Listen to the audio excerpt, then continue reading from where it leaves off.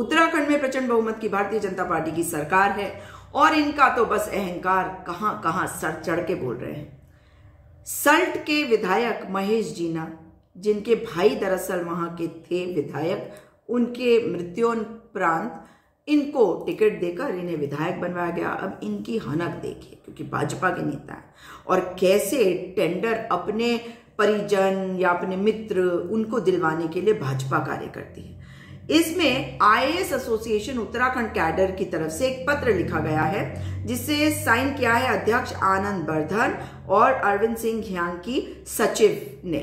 और इसमें लिखा है कि 5 मार्च 2024 को करीबन 3 बजे नगर निगम कार्यालय में देहरादून में माननीय विधायक सल्ट महेश जीना द्वारा नगर निगम कार्यालय में कर्मचारियों, अधिकारियों तथा नगर आयुक्त, एक आईएएस ऑफिसर, उनके साथ अभद्र भाषा का प्रयोग करते हुए अमर्यादित व्यवहार किया गया। नगर निगम कार्यालय द्वारा टेंडर के संबंध में विधिक प्रक्रिया के संबंध में माननीय विधायक द्वारा टेंडर को अपने परिजन के पक्ष में प्रभावित करने हेतु अनुचित दबाव डाला गया, सरकारी कार्य में अनुचित हस्तक्षेप किया गया तथा कार्यालय के कार्य वातावरण में प्रतिकूल प्रभाव डाला गया।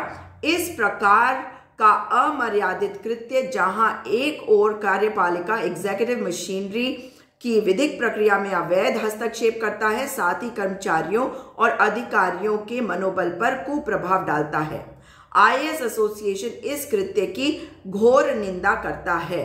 अब इसमें आप पूरी बात समझ ही गए हैं कि ये विवाद एक टेंडर को लेके हुआ और सूत्रों की माने तो सहस्त्रधारा रोड है देहरादून में, उत्तराखंड की राजधानी देहरादून में सहस्त्रधारा रोड पर एक डंपिंग जोन है और उस डंपिंग जोन के से कूड़ा निस्तारण के लिए नगर निगम ने टेंडर जारी किया था और उसको लेकर विवाद था। वीडियो सामने आया जिसमें सल्ट का ये विधायक माननीय क्या नाम इनका, महेश जीना, इन्होंने बहुत ही अभद्र भाषा में वहां पर व्यवहार किया और नगर निगम के जो अधिकारी थे जो वहां कर्मी थे वो सब वहां पे बहुत गुस्से में आ गए।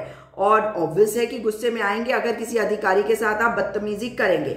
और इसके बाद इस मामले में महेश जीना के ऊपर रौब दिखाने चले थे। महेश जीना के ऊपर एक एफआईआर दर्ज हुई है और 4 अन्य भी आरोपी बनाए गए हैं। और जिस तरह से इन्होंने गाली गलौज किया है वो बेहद ही निंदनीय है, मगर यही है चाल, चरित्र और चेहरा भारतीय जनता पार्टी का और इनके नेताओं का। इसमें नगर आयुक्त गौरव कुमार और बाकी कर्मचारियों के साथ अभद्रता की गई और जिस तरीके से पब्लिकली महेश जीना अपने रौब दिखा रहा था अपना और जिस तरह से वो वहां पे कार्यालय में बैठकर डांट रहा था एक व्यक्ति को, जो एक आईएएस ऑफिसर है, जो नगर आयुक्त है, जिनका नाम गौरव कुमार है, वो बता रहा है कि ये किसी की भी इज्जत नहीं करते और महेश जीना जैसे लोगों को अगर चुना जाता है तो ये दुर्भाग्यपूर्ण भी होता है और जनता को भी इसके बारे में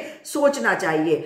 और जो कर्मचारी हैं वो इस बात पर अड़े रहे कि भाई ये माफी मांगे, कूड़ा उठाया नहीं गया, वो हड़ताल पर चले गए।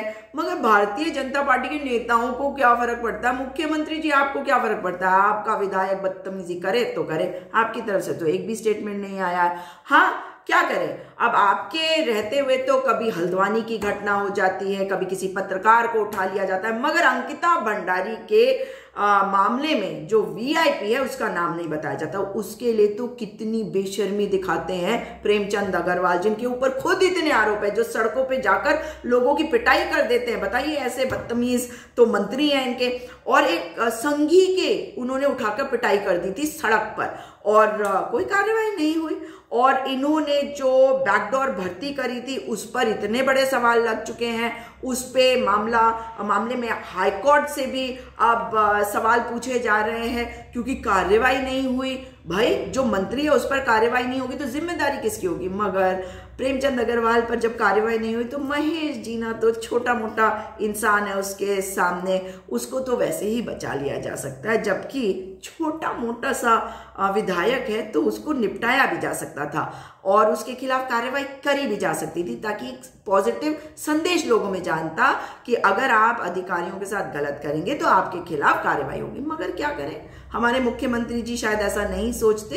यही है चाल चरित्र चेहरा भारतीय जनता पार्टी का, उनके मंत्रियों का, उनके विधायकों का, उनके नेताओं का, उनके कार्यकर्ताओं का और हमारे मुख्यमंत्री पुष्कर सिंह धामी का।